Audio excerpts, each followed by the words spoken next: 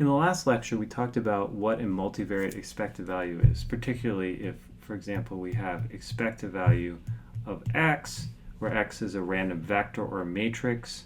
This was just the associated random vector or matrix. Maybe we might write it this way. The expected value of the components, let's say xi over I.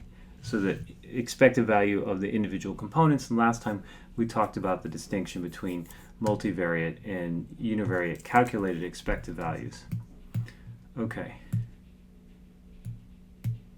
So let's now just talk about some of the properties of expected values in this setting.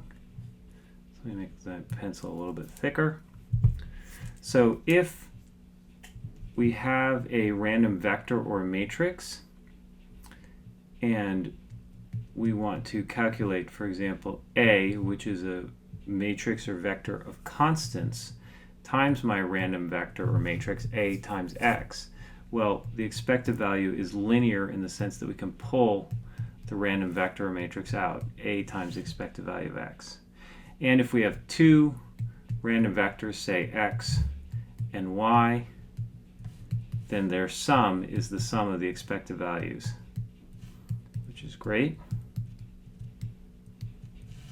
And another useful property that comes up in matrices and vectors is the expected value of the transpose of a vector matrix is the expected value of the vector matrix then transposed outside of the expected value. And the final thing I would say is that the trace, because the trace is a linear operator, the trace of the expected value of a random vector or matrix is the expected value of the trace. Okay, so all of these just go to show that the expected value, which we know from our univariate case is a linear operator, all of these linear operator properties then transfer over to the multivariate case. And we're not going to go through the proofs because the point of this class isn't to recreate multivariate math stat. So these are just pretty much all that you really need to know about multivariate expected values for this class. And then in the next lecture, we're going to talk about the variance, multivariate variances and covariances.